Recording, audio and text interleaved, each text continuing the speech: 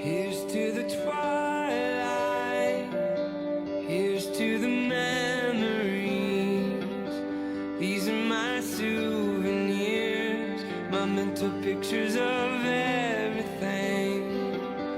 Here's to the late nights, here's to the firelight. Welcome, Whiteman Warriors, to Practicing the Pillars podcast, where every airman is a leader. When you lead yourself first, others will line up to follow. I'm Chaplain Captain Bill Petrie here with our 509th Chapel Superintendent, Master Sergeant Kevin Dilley, and a very special guest, the Honor Guard Training Director, Technical Sergeant Jeremy Rutherford. Sergeant Rutherford, thank you so much for being with us today. You've got quite the story. Why don't we go ahead and just jump right in? Tell us a little bit about yourself, and we'll just launch right in. Let's do it. All right. Well, thanks for having me. My name's Jeremy Rutherford, Tech Sergeant. I'm a 442nd Reservist. I've been working with the Honor Guard off and on for about 6 years. I'm married. I have a 10-year-old daughter. I'm a software engineer on the outside, a UTM by AFSC. And if they would let me retire from Honor Guard, I would. Awesome. That is awesome. So you like the Honor Guard? Oh, it's the best job in the Air Force. That is great. So, best job in the Air Force didn't come easily for you to get to this place in your life. You've had a significant amount of setbacks and some really emotional things in your life. Why don't you tell us a little bit about just some of those early things that really played an influence in your life? Yeah, so as a kid, I went through physical and mental abuse. My mom thought it was normal, grew up just that way. I was afraid of my friends' moms, not their dads. Their dads were always cool, playing video games on the Nintendo or whatever. But moms, they always, that's the person you don't make mad. But moving on from that, I left home at a young age. I graduated when I was 16 and left home right before I turned 18. And it didn't work out. I had no marketable skills. I'd sat on my butt playing video games after I graduated, so it didn't exactly work out. It's tough to make money doing that. Oh, yeah. And then me and my mom had a falling out, so I had no support. My dad lived 8 hours away, 4 hours away, somewhere in between there. Longer if you walk. I've noticed that on Google Maps, if you have it set to walk, It'll tell you. Walmart, like, whoa, that is far. Oh. Not the one in Texas. But yeah, so I ended up for a short period of time. I was homeless, couch surfing where I could, sleeping in my car where I couldn't, and playing guitar and singing for tips on the side of the street. Wow. That's a somewhat marketable skill. It became marketable, yeah. Yeah, I learned how to play guitar for my church when I was 14 to 15. Actually, now my brother-in-law is the one who taught me. He married my sister, not the other way around. So I learned how to play guitar, developed my voice, and made money that way. And it was enough to get by. I mean, I didn't have any bills or anything like that. I was living in a car, but enough to fly by the seat of my pants, so to speak. But yeah, it was a fun time, really having to live off the generosity of others. Yeah. So how'd you end up in the Air Force? Push came to shove, and I was running out of couches to surf on. So I started with the local Guard recruiter. I wanted to stay in the area for reasons why anybody joins the Guard or Reserve, I guess, and about a 6-month waiting period. But I had scored significantly high on the ASVAB, and so I went next door to the Reserve recruiter, and he got me a tech school or a basic training date in 2 weeks. Oh, nice. So I was like, all right, cool. I've got a way to get some money. I've got a way to develop a skill, and I enlisted as a civil engineer power production troop. Wow. So how'd that go for you? I don't want to disparage the job, but it's not for me. Okay. That's a good way to put it. I'm a much more technical person, and in the reserves, we don't usually have a lot of equipment. We got to go TDY to get any kind of hands-on. So very quickly, it became a boring weekend job. Tech school was awesome. I learned a lot about internal combustion engines and stuff I didn't already know. It was great, and I did fantastic. But yeah, it's not an engaging job for me. So I've heard your story in the past, and I'm just going to launch right into some of the most difficult things, if you don't mind. Yeah. I think you have seen some things that would cripple most people, and you found yourself in a hole, and you began to figure out a way to dig out of that, and things like that don't ever go away. But let's just get to this one event that is probably, I'm guessing, the most significant loss of your life at this point in your life. Can you just walk us through that a little bit? Yeah, so a small amount of background. I'm one of 10 kids. 6 of us were in the same home. And my immediate younger brother, Dalton was his name. He's about 6 years younger than me. And in 2012, I had just got back from Afghanistan on my first deployment. I was going through a divorce. My daughter was turning 2. And within the span of 3 weeks, we had a divorce, a birthday, and then just a couple days later, I lost my brother to suicide. My goodness. So a divorce, a birthday of your daughter, and a suicide from your brother. How'd you hear about that, and how'd that roll out in your mind? At the time, I was working overnights at a factory, and usually what I did, I was working in the town where my brother lived, and I would go crash at his place after my shift was over because it was closer than driving all the way back to my town. And that night, my machine went down early. I left, and I took a wrong turn and ended up going home instead of to his place. And the next morning, I didn't have work or anything. I was texting him. I wasn't getting anything back. We were talking about some TV shows we were watching together. And my sister texted me, my older sister, and she asked me if I had spoken to my mom that day. And when I told her I hadn't, she told me I needed to call her. And so I did. And when I called her, in my mom's defense, she thought that I already knew. So she was just crying hysterically on the phone, as any mother would. And through her tears, I heard he's dead. And I didn't know who she was talking about, didn't know if it was my stepdad, didn't know if it was anyone else. But his face was not the one that came to mind until she said his name. And the next thing I know, I'm on the ground. I'm crying. Trying to work through all this, trying to figure out what happened. They lived about 45 minutes away at the time. So I was trying to get my thoughts together enough so that I could go to the house. Yeah. But it was a rough phone call. Yeah. And even rougher next several hours. So you responded to that and to the whole scenario. And I can't imagine what you were dealing with at that time. I mean, what are a man's thoughts when you hear these things? Well, at the time, I didn't know it was suicide, just that he was gone. And that's about all I could get out of my mom. Me and my sister lived in the same town. I drove around for about 45 minutes in town, waiting for my sister to tell me she was ready to go, and I was going to drive her up. Her husband at the time was in the police academy. He actually left to come pick her up and drove us both to the house, which actually saved me in the long run, as that delay, when we arrived at the location, the coroners had just removed his body, so I didn't have to see him in place. I didn't see him until he was reconstructed. So what did you feel like your role was at that point? And I was pretty lost. Yeah. I had no idea what exactly I was going to do. My step siblings were there. All of the siblings that were still in Missouri were there. We were all trying to figure out how to make sense of the turmoil. Mm-hmm. And me and my brother-in-law both ended up, we had to clean the mess. So we tidied the room, we cleaned up the blood, removed the mattress, the chairs, all that, got all the furniture spotless so my mom wouldn't have to see it. Mm-hmm. But that became kind of our job while we were there. We couldn't afford a hazmat crew or anything like that to come in and clean up. Do you think was that helpful, do you think, to have something to do, or was it more traumatizing? To have something to do, yes, and ultimately it became almost cathartic. It was a way to find the closure, to almost skip past that denial stage that I'd been in up until then. Like, this is real. This is the aftermath, and it's my responsibility. He's my brother. I'm going to take care of this. So we did. We took care of it, and no one else had to. Was that an emotional experience, or did you just was it just walking through it? I can't imagine. It became almost robotic after a moment. At the beginning, it was difficult to figure out, how do I start? How do I do this? It was bad. Without getting graphic, it was a lot to clean. We were there for hours. So after a little while, it became emotion. It became just doing it to get it done.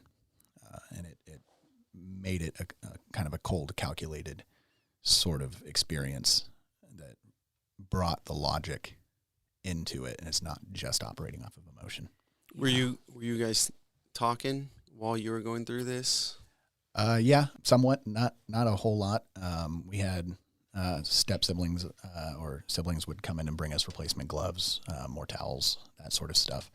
But between us, he was Army National Guard. He had just been deployed as a truck gunner. He'd seen a lot of stuff and cleaned up a lot of stuff as well. So not an expert, but experienced in this. So it became a way for us to get through it. But we really only talked about what we were doing. Yeah. Not about anything up to that point. Yeah. So I'm tracking with you right now, and in my mind, probably for those listening, our listening audience, I'm probably like them thinking to myself, you just lost your wife in a divorce, which is really like a living death for so many people.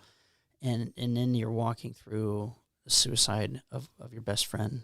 I assume he's your best friend at this point. Yeah. How do you begin to go through a process of healing? How do you go through that process of picking the pieces back up and figuring out who you are, your identity, what you value again, and how do you pick it all back up? That's a good question. If I knew how I did it, I would have some succinct, I would have written a book by now if I knew what exactly to do and what works. For me, I was angry for a long time. Through the childhood of abuse, I had anger issues to begin with. Mm-hmm. And it's hard to put into words, but I was kind of detached while at the same time being more emotionally vulnerable with my family than I'd ever been. As the five of us who grew up together remained, we became very close because we're all we have. And so I relied on that. I relied on my religious support network at the time.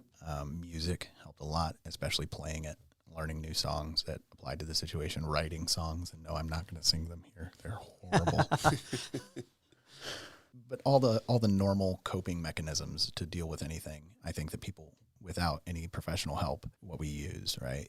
I tried to ignore it. I tried to pretend, not that it didn't happen, but that it didn't matter. Like to fast forward a few years to where this is just normal now. Mm-hmm. But I still woke up and thought I'd find him in my living room, right? Mm-hmm. That summer, he stayed with me the entire summer. We were best friends. We did everything together, martial arts. We talked about girls. We learned foreign languages. We worked out together. We did everything. Mm-hmm. It was life-changing. Mm-hmm. And having just lost my wife and now losing my brother permanently, it was the loneliest I'd been. As I was living alone, realistically for the first time since I had a place to live. Yeah. After joining the Air Force, so it was rough. So I have two unrelated questions. The first one I think will be fairly quicker to answer. So I'll ask that. When you said you were angry, who were you angry at? Who is that anger directed towards? Everyone. I had a very short fuse. Very low tolerance for any jokes about suicide, anything like that. Even the hand gun to the head thing, like, oh, kill me now type thing. I had very low tolerance and I'd blow up on people. But in hindsight, I was somewhat angry at myself, blaming myself for taking that wrong turn that night. What could I have done differently? I was mad at my mom for what she'd put us all through, that ultimately, in my opinion, led to his final decision. And I was mad at him because he knew how hard life was, and he saw it, and we talked about it, and he still decided to go through with it. So for me, for a long time, I was very angry at him. And about a month after it happened, actually on the 1 month anniversary, I sent his Facebook page a message, just angry at him. Mm-hmm. Unfortunately, that message doesn't exist anymore. I have no way to find it, but put the blame squarely on him. No one else is to blame for his decision. Yeah. And how dare he leave us. So I was very angry at him. Was that in some way therapeutic to write to him to express that? Yeah, I think so. And I think social media gives us the unique opportunity to do something like that. It's not unlike, writing a letter to deal with past trauma and then, throwing in the fire, right? It's very, very similar as far as therapeutic. So did he leave a letter? Did he leave any indication of his own processes for his thoughts? Yes, he typed a letter and left it on the computer. Actually, police forensics were able to get into his account and found it on his desktop. as far as the reasoning, I've had to put a lot of that up to who I knew him to be and the types of conversations we'd have to figure it out. And he didn't really have anything going wrong in his life. At the time, he was homeschooled by his own decision. But he addressed each of us siblings and had something nice to say about basically all of us, with the exception of like, hey, don't turn into a bad person. You know, like, I see you going down this path. Don't do that. To me, he told me, I'm not as smart as I think I am. But he brought up all the games of chess that we would play and told me flat out, like, hey, you were my best friend. And which that hurt, right? Like, you didn't even tell me you were thinking about this. Yeah. But when it came to my mom, he had a solid page lambasting her for the way she treated us and how she treated her friends and family, pushing away anyone who disagreed with her. And it was brutal. Yeah. He didn't outright blame her for anything, but I do know the night before he did it, they had an argument. And in the middle of the argument, he shut down and went stone-faced and like, okay, and went over and started doing his homework, except it wasn't homework. It was the letter. Typing a letter. So I don't know now what your relationship with your mom is. You don't have one, maybe. No. I can imagine the anger towards your mom probably created some rifts. How did she respond to hearing all of that? She has a bit of a narcissistic personality, so she made it out to be not her fault, but that he was trying to hurt her specifically. That the reason why he was nice to all of us is because he knew she didn't have a good relationship with us. So saying nice things about us and then mean things about her and then killing himself, that was all somehow out to get her. She's the one who found his body. Thought it was a Halloween prank. It was October 23rd. He was practicing with some makeup or something. Oh, no. And so, yeah, so she snapped. She was, she had some mental health issues up until that point, but that pushed her over the edge for sure. So probably her coping mechanism was to create a reality whereby this is the way this went down. Mm-hmm. Yeah, I'm so sorry. And I don't blame her for what happened to him. I do still blame her for what she did to us specifically, but he never saw the half of it. By the time he was old enough to remember, I was old enough to stand up for myself. So it's not as though he even really knew what all she was capable of. Yeah. So my second question, you've kind of touched on it a little, but oftentimes people who have a loved one or even a coworker, someone who has gone through with suicide, they often will try to re-piece it back together and like say to themselves, I should have caught it. I should have known. Did you find yourself doing that? And did you see that there were any signs? I didn't. And I actually lost it a little bit during one of our suicide prevention trainings in the Air Force, where they point out all the signs of giving away things, the withdrawing socially, and all the different signs that come up. I said, he didn't have any of these. He didn't have a single one. The one thing that you might be able to point at is he posted the lyrics to a relatively dark song about 8 months prior. But he listened to dark music like he was 16. Yeah. That's half of our... So nobody saw that. And my mom actually had a conversation with me and blamed me for not seeing that and my sister for not seeing that because, hey, you guys knew he posted this. You should have known. Like, right. That's half the and teen it was population. It was a relatively mild song compared to what we listened to in the 90s. Like, yeah, that's right. Screamo. Oh yeah, it was. So I'm here with you, and listening audience isn't able to see your face. You don't appear like an angry person. So I can imagine that there has been a journey to walk through this as an event and you as a person, healing in your own psyche, in your own emotions, and in your soul. Can you speak to anything that would, you're not angry, well, at least on the surface, you're not angry. You're not, you don't look like you're ready to snap. And, what did it take to get through this? You mentioned some things, music. You mentioned you had some religious friends and so forth that you turned to. You mentioned family. Was there something in your own mind or a period in your mind where you began to just start walking things out and you began to say, okay, I'm beginning to cope. I'm beginning to understand. I'm beginning to forgive myself for what I didn't do. I'm beginning to forgive my brother. Was there a process that way?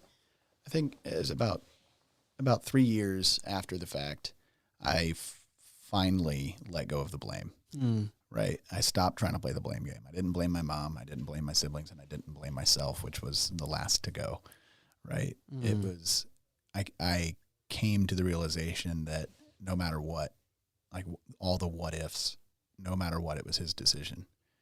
And whether that was as a result of some undiagnosed mental illness or the reasoning that I came up with for it, which exploring it over the years, I've come to the conclusion that he was just morbidly fascinated with afterlife. And he wasn't convinced in any of the mainstream religions or anything like that. And life was hard. Mm-hmm. Everyone around him was struggling, going through divorces. His mom was on her 5th husband at the time.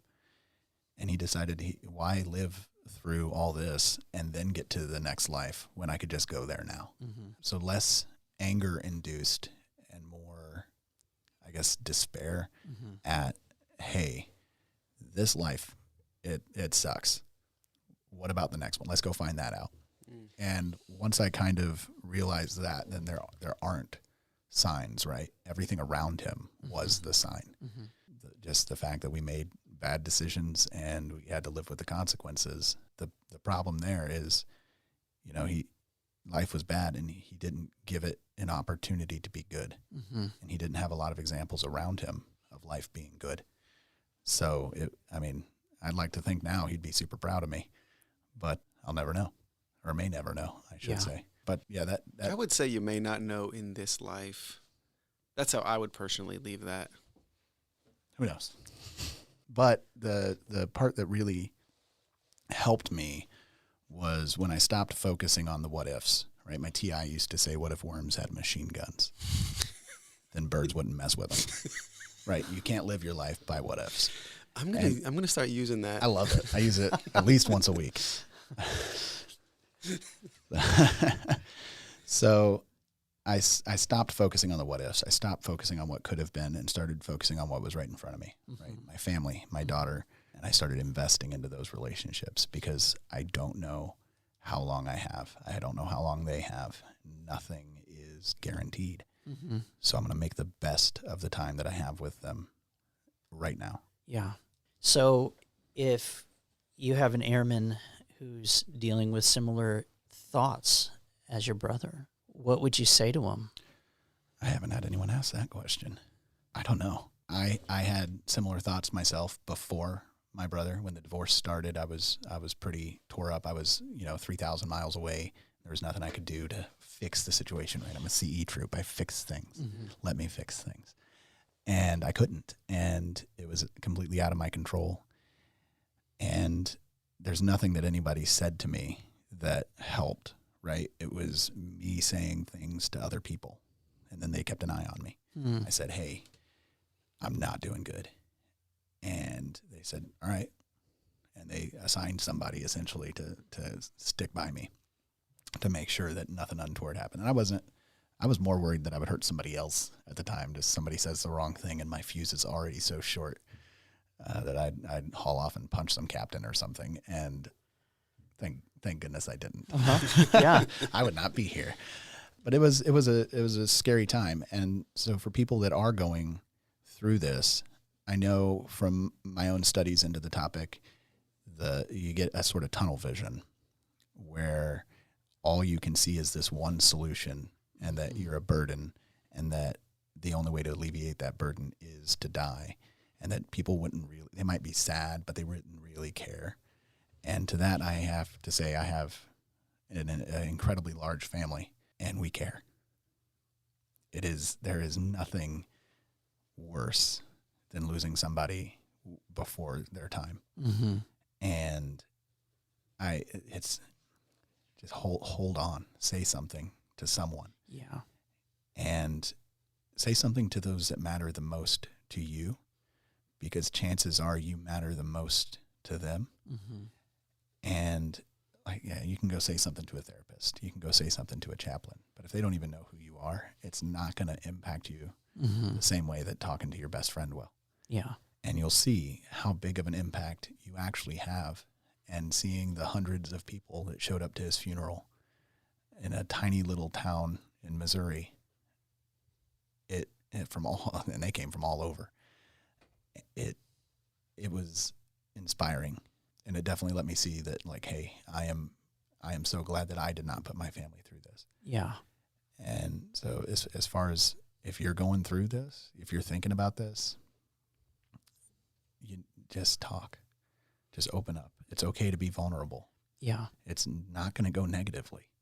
Just talk. Yeah. That's an incredible piece of advice, that you matter, and that you matter for those that care for you, that you matter for your family, you matter for your airmen, you matter. And You matter for people who you probably wouldn't think that you matter to. Absolutely. Wow. So in this last, so you said it 3 years after the event is when you began to start to reconcile your thoughts differently. What's life been like for you since those 3 years? I know that it's not like you go through a divorce and you lose your brother and then all of a sudden things just start turning around. I know it doesn't work that way. That's fantasy. So what did things look like after that for you? Now you're a tech sergeant in the military and leading troops and doing great things. Those things don't come overnight. Tell us a little bit about that journey. Part of it is I was 6 years older than my brother, right? So while we were peers, like I had already deployed, been married, and got a divorce by the time he passed away, and he was still in high school. So I had a lot of life experience there, and I became, especially those first 3 years, I became very withdrawn. I didn't talk about it to people outside of my, close group of family. And eventually I landed a job working for the Honor Guard. And that is still one of the most impressive coincidences ever. I was on orders working for a group commander. We lost funding for that position, and I had no job. Tomorrow, no job. All right, what do I do now? So I was walking out of my office with a box of goodies and pens and, whatever I had collected along the way. And our PA officer popped his head out of his office and said, "Hey, are you looking for a job?" Shout out to whatever your rank is now, Jeff Kelly. He was captain last time I saw him, but he could totally be a major by now. And he said, "Hey, yeah, Honor Guard's hiring." They had just had a vacancy open that day. And so in 2 weeks, I was working at Honor Guard. And I had just put on staff sergeant. I hadn't had an airman yet assigned to me. In the reserves, our Power Pro shop was like down to 2 people, me as a senior airman and a master sergeant. Like I had nothing to go off of. And so I was thrown into the mix with 40 airmen as a staff sergeant, as the only staff sergeant. And I had to learn quick how to be a leader. And in almost all of them, especially at that time, I saw my brother. I saw what he could have become had he given it a chance. Mm-hmm. And so I sort of made it my mission to help them all, not just to be the most proficient ceremonial guardsman they can, but to help them grow and to go through life without having to make all the mistakes the first time, right? Reinvent the wheel, right? I've got a lot of wheels. You can just borrow mine. You don't have to come up with one on your own. Mm-hmm. And so I sort of, the airmen became my mission and not just the funerals, right? The funerals are obviously the important part, but the airmen, to me, they are the mission, not just the tool to do the mission, if that makes sense. Yeah. Mm-hmm. So in Honor Guard, you do a lot of funerals. Mm-hmm. How did that impact you? At first, I really wasn't sure how it would go. I remember my first funeral was an active duty funeral. I had to present a flag to something like an 8-year-old next of kin. Wow. That was hard. And it's still probably the hardest one I've done. And I've presented to kids since then. I've done about 9 or 10 active duty funerals over the last 6 years, which is actually a really low number, and I'd like to keep it that low. I hope I never have to do one again. It's uniquely impactful. But it's sort of like when I go to a funeral, I remember my brother's funeral, right? Obviously, it's the most real funeral I've been to. Even when my dad one day passes away, right? I'm gonna see it coming, probably, hopefully. And I don't think it's gonna hit me the same way that an out of the blue, your best friend, 16 years old, like it wasn't even a car accident. We have no one to blame but him. I don't think it's gonna hit me the same way. So I see these funerals, and I remember how I felt, like I was spinning out of control, and we had no structure, nothing solid to grab onto. We were just searching for answers. And then I think most of the funerals we do are, right now, we're still hitting World War II vets that are passing away. We're obviously still hitting Vietnam vets that are passing away. These gentlemen and ladies have lived a long time. Wow. In comparison. And many of them have been married for, 50 plus years. And now their life partner is gone. I can't imagine anything more whirlwind than that, just spiraling out of control. And the honor guard is there as the most stable structure around them. So as they reach out to grab something, they're going to find us. And I have heard it countless times from even people who come and join the honor guard because when they were kids, they saw an honor guard at the granddad's funeral. Yeah. Or something like that. They may not ever remember the eulogies and the kind words or anything else that goes on. But what they do remember is the honor guard. Yeah. And you represent to them a life of significance, a life of sacrifice, a life of honor. And that's fantastic. I mean, I think it's one of the greatest programs that our military has to honor those who serve.